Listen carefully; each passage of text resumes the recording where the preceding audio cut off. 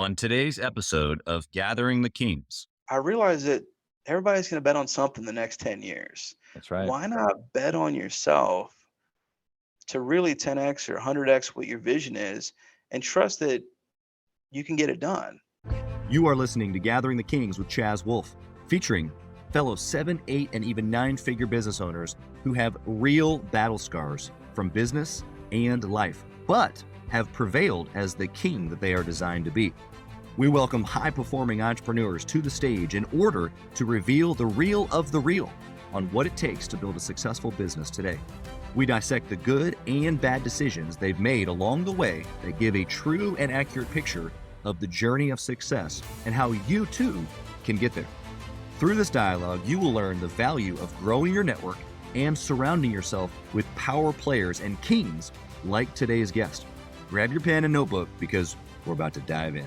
Recorded. What's up, everybody? Chaz Wolfe, Gathering the Kings. I've got a king, Chris Castanza, here on the king stage. My brother, how you doing?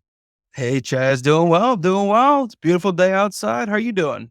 How can we sit and complain, especially when it's beautiful? I mean, even when it's not beautiful, I still can't complain, but it makes it really hard if it's beautiful, I know, right?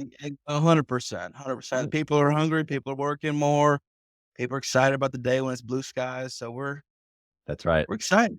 That's right. You know, I had a guest, I don't know, probably a couple weeks ago, say that if you didn't live with expectation, if you weren't after something, or if you were living rather with expectation, if you are after something, that alarm clock, when it goes, like you even beat it. Like it goes off with like, oh yes, now I get to go at it again, rather than I got to wake up, so that was a good one. Anyway, neither here nor there. Chris, what kind of business do you have, man? I want to know. Love it. Yes. So I agree with the expectation. So we actually run an insurance brokerage I got a partnership with Farmers Insurance. Also have a Medicare business. Also run a real estate company. We have a buy and hold real estate company, property management in-house. And so Yes. we've spent a lot of time last 5 years buying distressed properties, renovating them, renting them out, and then managing it in-house and trying to do some, ways to benefit those clients, those tenants, if you will. Yeah. And that's kind of the main plane, those 2 or 3 verticals, and just trying to grow the heck out of both those and loving it. We really, the business I'm in is really trying to develop leaders to help them grow and develop into who they're called to be. And so we've got a lot of young people on my team, got some older people as well, but that's kind of our focus for our businesses. Yeah. What you just said, and I want to dig more into it, but when you're helping someone reach their potential, like you said, younger, older, it doesn't really matter, because it's this never stopping journey of reaching, right? Oh, 100%. We're in the coaching business, being able to coach people, help them find their potential. That's right. I tell my guys on my team, a good coach can save you 20 years. It can cut 20 years off your journey. And instead of beating your head against the wall over and over and over again, it's like, just align yourself to wise people. There's a proverb that says, he that walks with the wise will become wise, but a companion of fools runs into ruin. And it's like, I've just kind of tried to spend my life trying to figure out how to avoid pitfalls and finding wise people to learn from. You Yeah. know, it's not a real brainiac solution to life, but it's like, let me just find people wiser than me, smarter than me, and kind of find the cheat code how to move faster forward, right? Yeah. Yeah. I love that. And you're right. It doesn't always have to be super complicated. It can be fairly simple to make sure it just, you get it. And then you can take action, right? Oh, 100%. 100%. It's good stuff. I can appreciate the angle of real estate. It sounds like they're all vertically integrated, especially since insurance, or the insurance is needed in the real estate world, and real estate brings you the clients, obviously, for the management side. It sounds like you've been burring quite a few properties, which is fantastic, and Yes. Yep. excited to hear about some of that. But before we do any of that, you were kind of just tapping a little bit on other people reaching their potential. I want to know, like, what's yours? What's your potential? Why are you doing this? Why are you still doing it, even at this very successful level that you're at? Yeah. So I enjoy doing what I get to do. It's like I kind of come from a mindset of, I already get to do every day of my life what I want to do. I just want to do more of it. I just want to go bigger. I just want to Yeah. 10x what we're already doing. Like, I want to help more people. I want to serve more people. I feel like we only have one life to live, and so sometimes I put on that grandpa paradigm of being like 95 years old. What did I do with my life? What did I accomplish? am I satisfied with how I stewarded my time in life? I've seen some people pitch young people, hey, like, hey, make enough money, go sit on the beach, drink Right. margaritas, relax, and just kind of veg out. But like, that's not what people like are going to be fulfilled by, right? Right. So for me, I feel like it's a calling and a purpose to coach and help people find their potential. That's my motivation. It's like when your inward motivation is stronger than the outward challenges, you keep moving. You don't get burned out. Like you don't get Mm. tired, right? So, some people get tired, burn out when they're tired. Like that's not even part of my paradigm. Like of I need to make X amount and then I'm done. It's like there's never a done for me. I guess it's like, hey, we're trying to bring reformation to the city. We're trying to change people's financial future. We're trying to change their spiritual futures in some ways too. So it's like we're just trying to make an impact with the short life we have, and then how do we multiply that in other people as well? Give them a vision for the next 60 years, the way that we want it to be, right? Yeah. Yeah, that's huge, man. You're just full of quotes already today. I love it. My quote gal is going to be really busy with this show. It's going to be fantastic. You're a quote machine. Okay, so you're after it. There's never going to be a day of burnout. I mean, obviously there's days of struggle, right? We'll get to that here in a little bit. I want to know some detail on some struggle or some difficulty that you've had, but what I hear you say is that gosh, there's so much more ahead. Why slow down? Why stop? Am I aligning with you on that? Yeah, absolutely. Like, let's just go after it as much as we possibly can. And when you run out of time, you got to find other people that have more time. You got to leverage other people's strengths, their skill sets, build a team around you. So for me, it's like, hey, I've only got so many hours I can work in a day. I got to leverage other people's time, their assets, their skill sets. There's people that have different strengths than I do. So that's kind of the focus I'm in right now is like, hey, how do I develop the most amount of people to help accomplish the mission, the vision that we believe we have? Yeah, 100%. Love it. Okay. Let's go into how you got started. I want to know, I mean, obviously there's several different things going on here. What came first? How did you get involved in it? Did you always know you're going to be an entrepreneur? Kind of give us like the beginnings. Yeah. So I mean, it goes back a long time ago. I think, whenever I was 10 years old, I had a vision of like, hey, I'd like to really make some money. I had my family had some financial hardships. We had some challenges. My folks had gotten divorced and we grew up in New Orleans. And I remember being in a place where I lived in a two-story house and I slept at the very top of the two-story house. And we're in the summertime, right? Damn. But it was hot at night. I remember thinking to myself, man, I'd love to be able to make Real enough hot. money. Never have to worry about not being able to pay for the AC again. And so I ended up reading a book, Rich Dad Poor Dad, reading a book and just saying, hey, I want a vision not just to save money, but to invest it back into Yeah. building multiple streams of income. And so I started then, 16, 17 years old, got more involved with, going to church, got involved with ministry. And so I took like a 10-year detour, actually working in churches, nonprofits, but really it was a good time to gain wisdom and mentoring. But I didn't Yeah. really it was more giving money away and giving time away versus accumulating. And so in Yeah. 2014, I'd worked for a guy that had a similar pathway, a guy by the name of Bob Hartley, and so he was an entrepreneur, he was a speaker, worked with him for a few years, and he was, I had the benefit of being able to work underneath him and get mentored and run his kind of business slash ministry. But I ended up getting divorced in 2014 and put me really in a place where financially, it was a big hit, right? I was losing my house. The only thing I had was ready to lose my house, had to rent out Wow. rooms in my house. And then Bob was basically about to go on sabbatical. So I was Right. losing my house. My brother was moving back to New Orleans. I lost my kids for half the time. I had a real dark night of the soul in that season that said, man, it just feels like it was everything like the heavens were brass, everything that could go wrong went wrong. And Yeah. so at that point in my life, I thought to myself, okay, well, my job's transitioning. My brother that lived with me was moving back home. One of my buddies that lived with me was getting married. I lost my kids for part of the time, right? I lost Man. all my money. The house that I had some equity in, I was losing, right? So Wow. I thought to myself, how can I make money? And I thought to myself, well, I talked to some different people. I'm like, well, I've always been decent at sales and driving revenue. I need to get into a position where I can have a little more control of my income. And when you work in a business, doesn't matter what type of business it's in, you're generally going to have, unless you're in a sales business, you're generally going Right. to have a cap. And so that's why I tell my guys who work underneath me, if you're in the sales business, you can really make as much money as you want to make as long as you're growing revenue, right? As long as Yep. you're bringing value to the bottom line and the top line, right? And so That's I right. got involved with the insurance business and it's been fantastic for me. It was a grind. I used to work 2015 to 2018, worked, 8 a.m., 7 a.m., really 7, 6 a.m. If I told you the amount of hours I worked from 2015 to 2018, most people wouldn't believe it, but I worked 7 days a week around the clock. It was probably unhealthy. In some ways, I had to slow down because I was running from poverty. I was running from my challenges. Like at 27 years old, I found myself in the same position I was at 10, where I just felt like, oh man, I'm out of options. I feel like poverty hit me again. And I was trying to run so hard out of that ditch that I had to say, you know what? By the time 2018 came, having worked in 100-hour weeks for 4 straight years, I said, I got to learn how to build with a team. I got to learn how to Yeah. build not just on hustle, but how do I build on wisdom? How do I build where it's sustainable beyond my own strength? Because I got to the place in the business where my own strength and my own hustle wasn't going to go to the next level. You know what I'm saying? Right. It could only give me maybe 2x or 3x. It wasn't going to give me the 10x I needed. Right. Yeah. So that's a little bit of how I got to where I'm at now in 2022.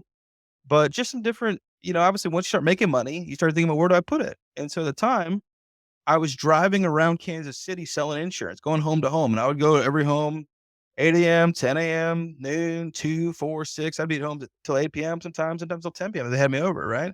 6 days a week. Sometimes I try to rest on Sunday, go to church. But I started making money. And by the time I was 27, 2018, I said, well, now I've got a little bit of money. Let me go invest in property so I can kind of not have to go, again, sell all the time Right. the rest of my life, right? So Yeah. I think that's the natural byproduct of sales is once you get good and you start making money, you start to say, I either got to build a team or I got to invest in real estate or something that's going to help me Right. maximize that cash flow. Yep. And so the benefit I had was in the insurance business was driving around 60 square miles of Kansas City inside and out. I could see where there was distressed properties. I was running quotes on homes, figuring out their reconstruction cost all the time. And I Yep. started looking at properties saying, oh, this one's valued at this, but the reconstruction's this. It should be this. And I could start to just play the games in my mind about like, and then you see properties for like sometimes 40 or 50 grand. And you're like, well, I can kind of estimate the work. It doesn't seem like it would take that much to put the work into it. Right. And so that's kind of how I got my start. And it's just Yeah. been, hey, let's keep reinvesting, keep going. I love it. Yes, you're right. The progression. I love what you said about the hustle. I think every entrepreneur has to go through that stage. If you didn't already have a sales job before, you definitely got to do it in your own business. There has to be a certain level of sales made. Let's just be honest. Like you don't have a business if you don't have sales. So there's got to be that grind. But then you're right at some point. So, normally, the listener here on this show is 6-figure. They're trying to get to the 7-figure marks. They're in that hustle. They're in that grind where they got to go get the sale, but they got to repeat it, right? But in the Gathering the Kings 7-figure mastermind, our 3 things are this: leveraging time, leveraging resources, and leveraging key relationships. And everything that you just said, specifically around time, it's building your team, and leveraging resources. As you start making some money, what do I do with it? And sometimes those are in deals, sometimes those deals in yourself, passive investing in something else in the market. You name it. There's countless ways to leverage your resources, but to be able to have that perspective of, I know I got to do something, but what am I going to do? I love that you just took some action, not knowing even necessarily what to do. You took some action and it turned into a whole other business for you. Exactly. Yeah, absolutely. So everybody, you're right. That's stage one. You got to work your tail off. You got to sell, you got to drive revenue. And then you got to figure out at a certain point, your time becomes more valuable than Yep. you just grinding all the time. And once that metric hits where you actually hit that mark, then you have to move into, like you said, those 3 different things you got to leverage. So that's kind of what we're in the process of doing the last 4 years is beginning to think that way. Yeah. It's good. It's good, man. It's a good perspective. You're going to have a lot to share here. I want to know, so going back to that same moment, maybe not like when you got started, but in that first couple of years when you're grinding, when you're hustling, right where the listener is right now, tell me about a good decision that you made that you can look back on and that moment. Tell me the story. Yeah. So I remember being in 2015 and I was starting to sell and I started to make a little bit of extra money. And this time, trust me, it wasn't that much money. It was like I was starting to bring home like 4,000 or 5,000 a month. And for a guy that was working in the church making like Yeah. 1,500 to 2,000 a You hit month, the that felt lottery. like a lot of money. Yeah, exactly. I was like, I don't have to split a burrito now. I can That's right. eat the whole burrito Chipotle, myself. I can do it all in one meal. I wouldn't have to go to Buffalo Wild Wings on the 25-cent wing nut. I could go That's whenever I right. wanted to, you know? That's right. Yeah, I used to do that on Tuesday, Thursdays, go on, cheap wing night, but it was like, no, we can go on Wednesdays sometimes, right? That's right. So I made the decision at that point to talk to a mentor, and I said, what can I do what should I do? I'm in this situation. I'm making a little more money. How do I do? How do I grow? And he said to me, he goes, a guy named Josh Sharp, he goes, Chris, everybody I know that went big, that bet on themselves. And you need to decide to bet on yourself. You could put the money in the stock market, the mutual funds. You could put it into some real estate. But it was too immature for that. He goes, you need to bet on yourself. You got to bet on your skill sets, bet on your ability to buy leads and drive more revenue. And it really just, whenever I heard that bet on yourself, Yeah. I realized that everybody's going to bet on something the next 10 years. That's right. Why not bet on yourself to really 10x or 100x what your vision is and trust that you can get it done. You can accomplish what you set forward. Now you have to have some confidence that you trust yourself. You keep commitments to yourself. You have integrity. You know that the market's responding to you. You can't bet on yourself if you don't have those key ingredients of hustle and stewardship and wisdom and being able to put the client first, right? So that was the big moment that I said, hey, that's what I need to do is bet on myself. And so I just began to double and triple and quadruple my marketing and my buying and acquiring leads and acquiring more clients. And I knew I had a decision to make. I wasn't going to be Yeah. content to just invest my money in the stock market or mutual fund and make 10% a year the rest of my life. It just wasn't what I was going to do. Because I watched the people in my family do that. They just worked for 40 years, dying for the day they retire. And then once they Right. retire, they don't know what they're going to do. So that was kind of the game changer in me in 2015 was bet on myself. Yeah. And I encourage I everybody. so resonate with that, dude. But here's the thing I want to point out in addition to the listener, because there's a lot of six-figure guys, and this comes up often because I'm a serial entrepreneur as well, just like you, is that, you got a lot going on or you got multiple businesses. Because here's what happens is that usually when something gets going pretty good, like you in that exact moment, you get a little bit of money, you get excited about what you're doing, and then we go, ooh, let me go over here. And really the advice that this guy gave to you was, yes, invest in yourself, but stay right here. Yes. Don't go anywhere. Double down. Don't get distracted. And it doesn't mean that you can't do other things, because eventually it has grown into other things. And I'm a huge fan. I have 8 companies. Yeah. I love lots of things. I love it. It gets me energized. But I'll tell you, it didn't happen all at once. And a lot of people get that confused. They get distracted. And then with the thing that they had going really well, it's like a water pump that take your hand off and then it stops. Yes, you're absolutely right. It's exciting to hear that because it's like, you're right. You can't stop your primary flow. You got to take care of your primary flow and try to build these, what I call symbiotic flows, things that kind of aren't like a total distraction, Like for me, when I was selling home and auto insurance, we might add a life insurance line, might add some health insurance, add some financial services. We do some mortgage broker stuff. So just find the things that actually are symbiotic that don't take extra time away and they can multiply your streams. But yeah, for sure, like don't get the ADHD mode of like trying to go do everything all over the place. And those people don't have the roots deep. You got to have your roots deep. You got to stay focused, and it's more about when you lose your focus, it can become about, are you just trying to entertain yourself? Or are you trying to grow a business? Right? You have to stay focused on your primary. You just can't neglect your primary flow. I've watched it too many times. People get good, and it's almost like they're like, oh, I can check the box. Yeah. I'm done. I can relax. And now I'm ready to go do something else. Right. And that's when you're putting your eyes back on you, serving you versus serving the market, right? The market, so good. So good. You just said, I'm saying this out loud so my production team will make sure that they quote it, but you said you can either entertain yourself or you can run a business.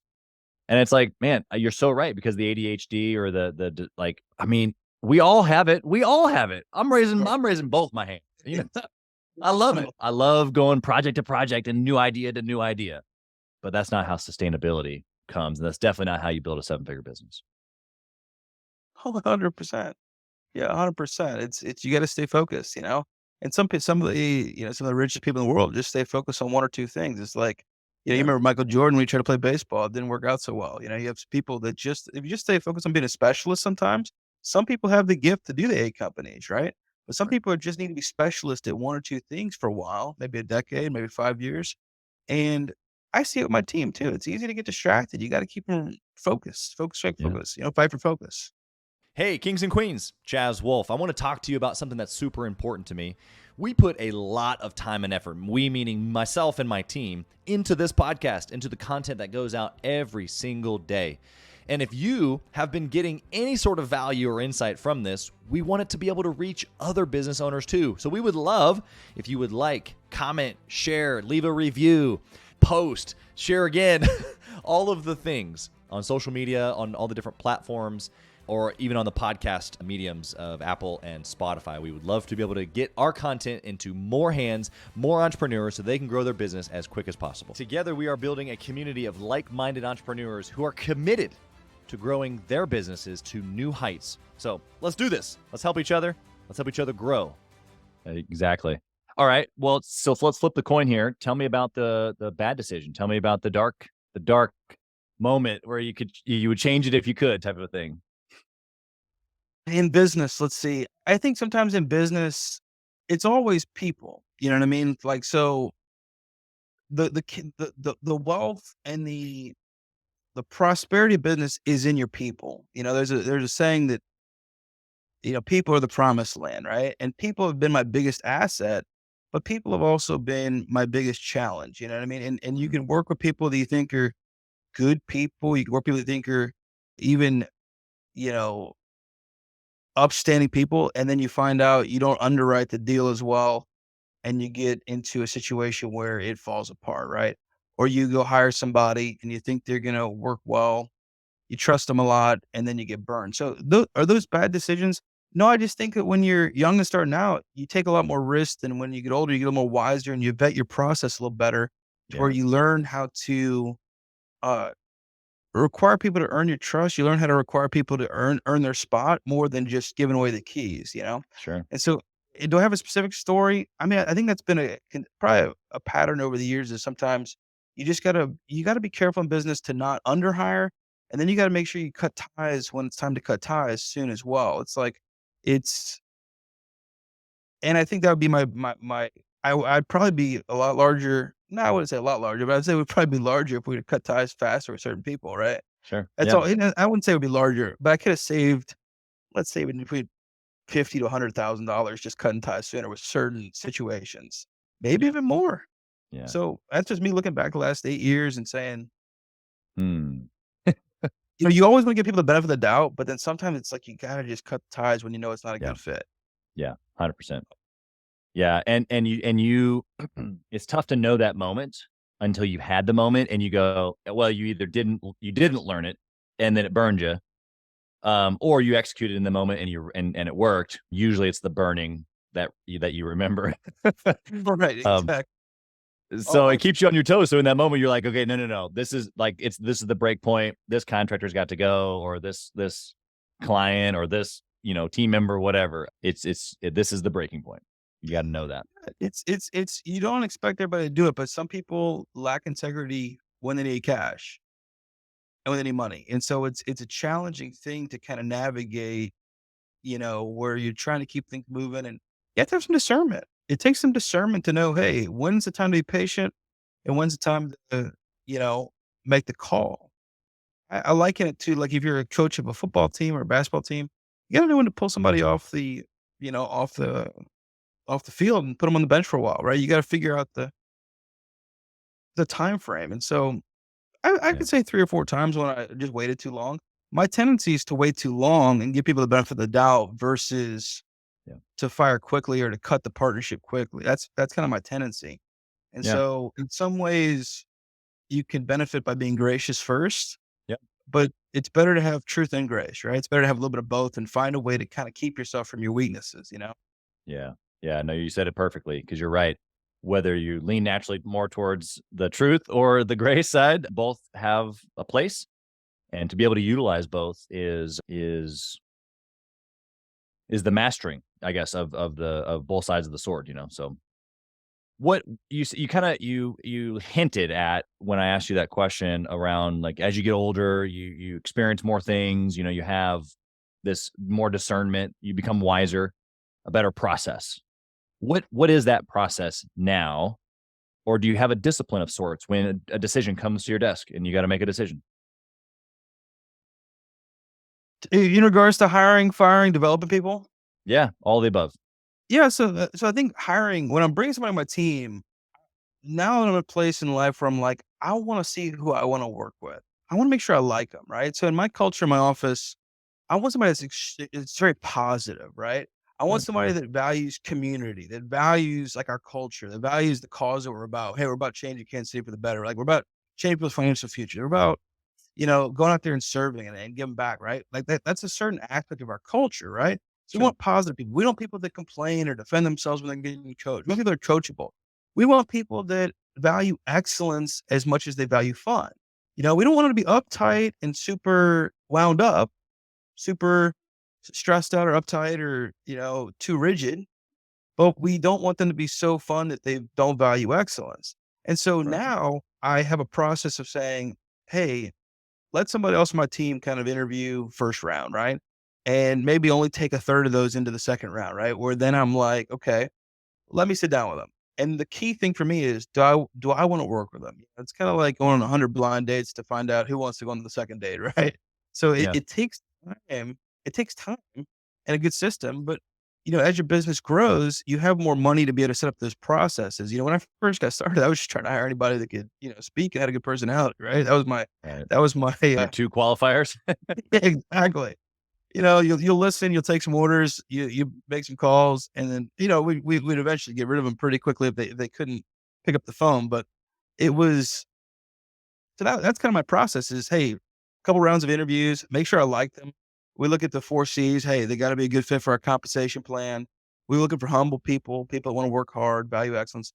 We look at our cause. Hey, what's our mission? What are we about as a community, as a company, right? Here's what we're trying to accomplish in this city, right? Right. We look at our community. We want people that value community. We don't just want people that go home, read books, and isolate and stay at the house and aren't involved, right? We want people, if we have a company party, those are the people that are excited about coming, right? And it's not saying they have to, but you want people that like being there. We want people that value our culture. If you bring somebody that's negative or blames other people or defends themselves or complains a lot into a positive culture, it'll never mix well. And so those are the 4 C's we really focus on all the time. And that's what I'm looking for. I'm looking for that right now as we speak. There's never enough people we can hire. Yeah. Like that's that, like if you ask me what's the number one thing I need, it's like I am looking for people that want to be paid well, that want to work for a company that has a cause, that want to work their tail off, that want to have unlimited income potential. That's what I'm looking for, and are willing to pay their dues to get there. That actually pay their dues, not come there with entitlement, trying to avoid the hard work. Come in there wanting to work for a company that's positive, but also a diligent atmosphere. Like, hey, we're going to hold you accountable to excellence. Yeah. So, Yeah. that's Yeah. I what I'm love looking the I for. love the balance there that you gave, especially the descriptor of it, between fun and excellence. Both are needed, obviously, in a culture, but man, excellence is just so important for customer experience and for the business to be done right and money to be tracked properly. Like, you have to have excellence. There's just no wavering from that. But the culture, the fun, the human perspective really makes or breaks whether the excellence is worth it, right? Because there's a lot of businesses that do excellent. There's a lot of businesses that track things properly. They got good equipment, they got good offices, all the excellent things, on the outside. But the fun piece or the human element gets lost, right? And that's why people switch jobs or they're discontent or whatever it is. So I want That's a to I good want to transition to our speed round. I'm going to come at you a couple different angles here with some different questions. My first one is this. Obviously, you're in 3 different industries, but they're kind of linked. I want you to take all those businesses and I want you to dwindle them down into one trackable metric that if you could only pick this one metric to track forever and ever, what would it be?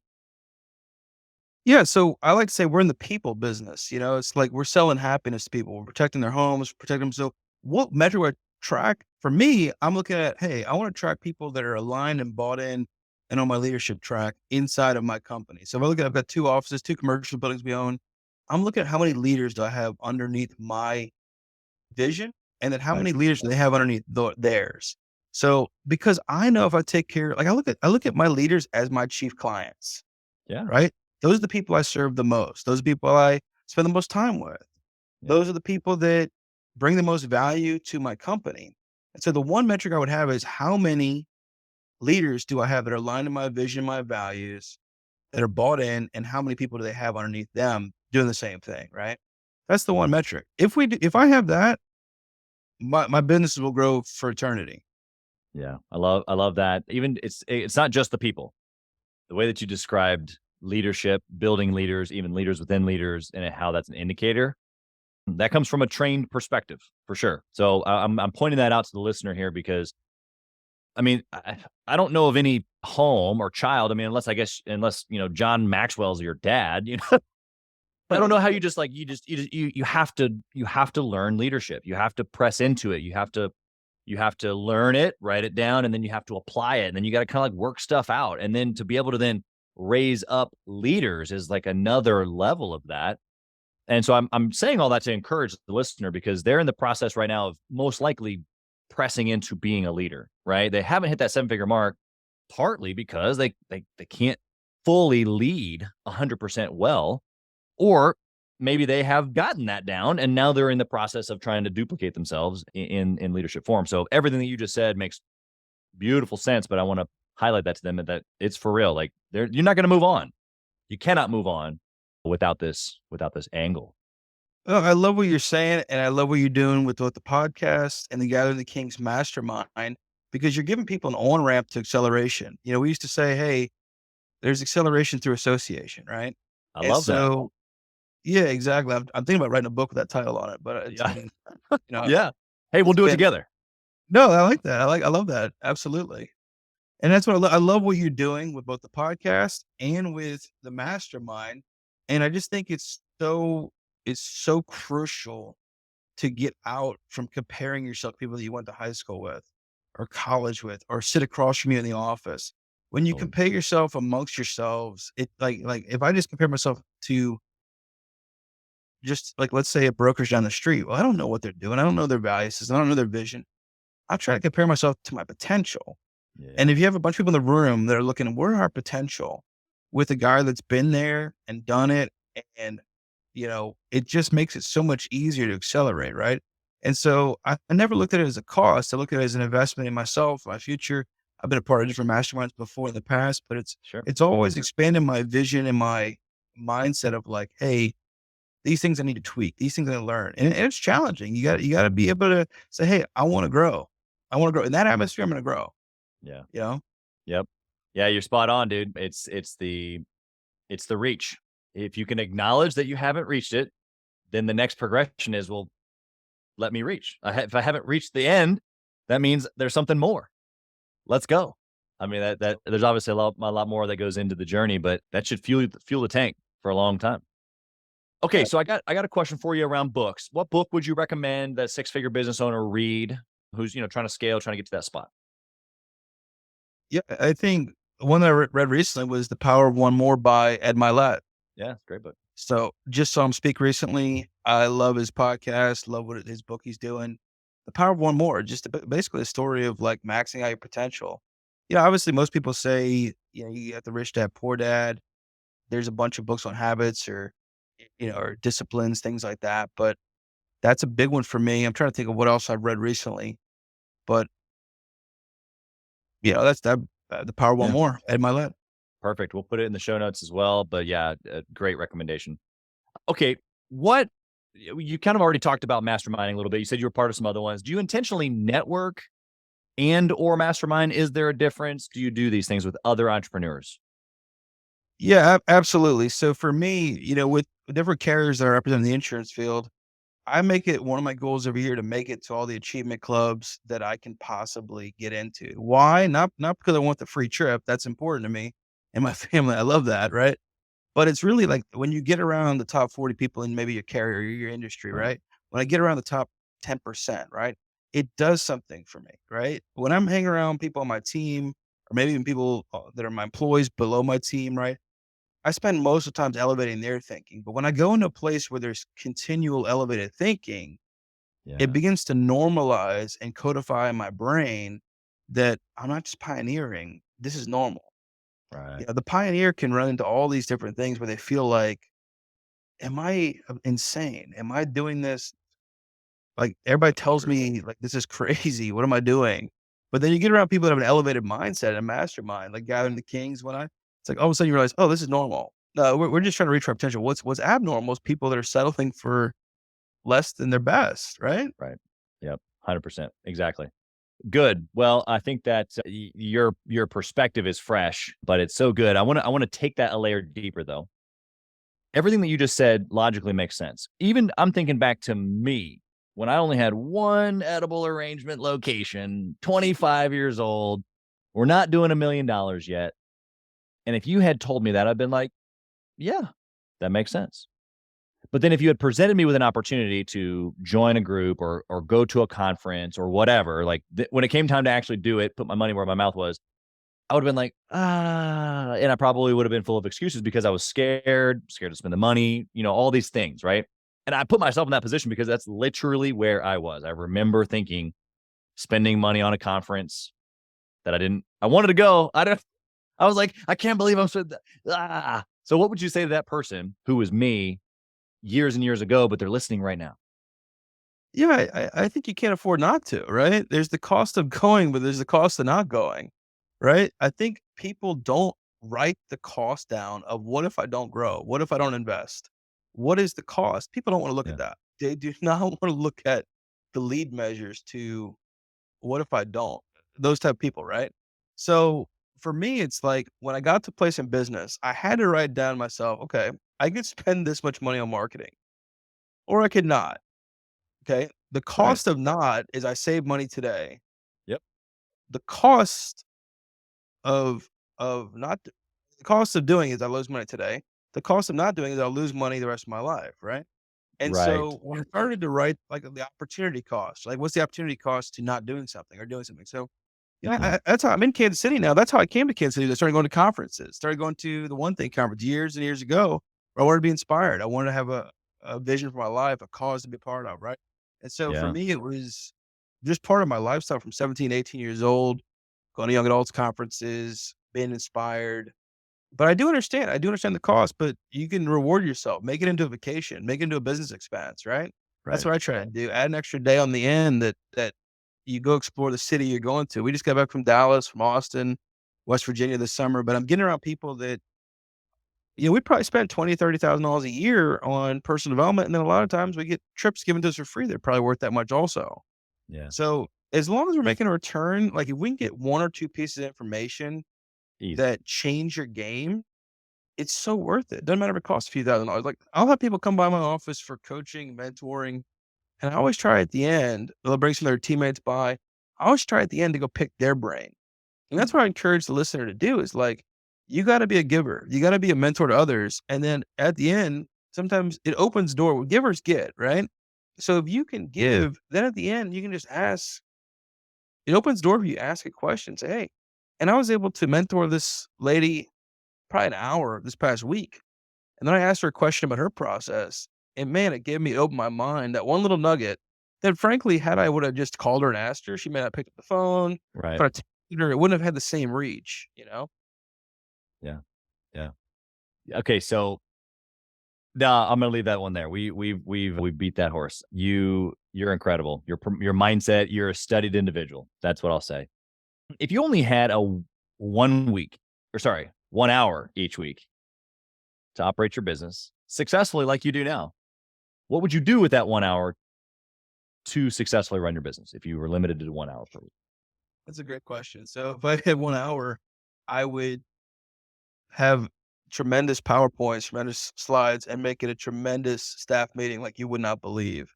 Inspire, dream, recruit, teach, power packed 1 hour. Like just I've got 20 people that listen to me in my office every week. So I would like really put our staff meeting might be 15 minutes, 30 minutes sometimes, some weeks. But I'd put a full hour into coaching, inspiring, hold people accountable, going through results, Right. talking to my key leaders, maybe the latter part of the meeting. and seeing how they're buying, and then just check on the results week to week, check on it the next week, check on it the next week, and let them know, hey, we'll be talking about it next week. Someone's going to be tracking. 100%. That's good. Yep. Okay. Last question here for you. Chris, if you lost it all, what would you do?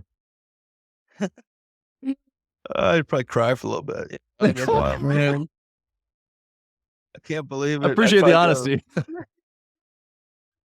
I'd probably go like grieve for a good couple of days, nurse my wounds, and then eventually, you kind of come out of it, because I've lost it all before, and so if I lost it all again, I guess the key is don't lose it all again, right?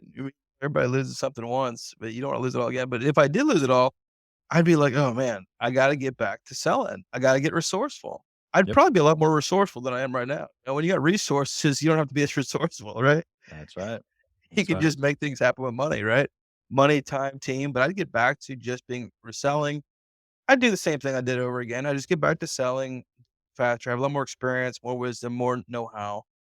And I wouldn't care, like, hey, just go borrow money if I can borrow money to go do it. And it'd be, I'd be where I'm at today in probably a quarter of the time. Sure. Yep. 100%. I agree. How can the listener find you, Chris? Like, they want to connect with you. They want to take you up on your little mentorship call. They want to get insurance from you. How can they find you? Yeah. Shoot me. Well, I'm probably not as social media friendly as I should be. Like, I don't have I'm on Instagram, but I don't really use it. Yeah. I don't have a TikTok. So LinkedIn, I'm on LinkedIn, Facebook. You can send me a message on email, cpcastanza@gmail.com. Chris Paul, cpcastanza@gmail.com. But feel free to reach out. We're always looking to work people that are looking for an opportunity, hungry, ready to grow, ready to be coached. And that's how I reach out. But I've thoroughly enjoyed meeting with you, Chaz. It's been a real, sharpening conversation. I'm glad to see people out here doing what you're doing. Yeah, man. Appreciate that. We are excited that we get to rub shoulders with entrepreneurs, teams like yours. And so thank you for doing what you're doing in the marketplace. We wish you nothing but success, blessing on all that you have your hand to. So thank you for being here. Thank you too, brother. Appreciate you guys. Thank you for listening to Gathering the Kings today. I hope that you were able to pull out a few nuggets to go apply into your business right away.